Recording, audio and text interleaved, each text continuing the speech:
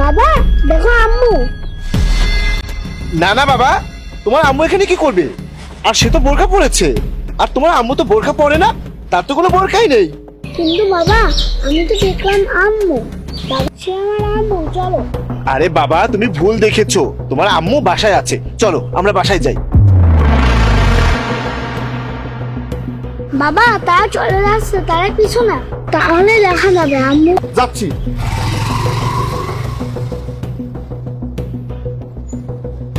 বাবা, সামনে যাওয়ার আর রাস্তা নেই, এখান থেকে হেঁটে যেতে হবে, নামো।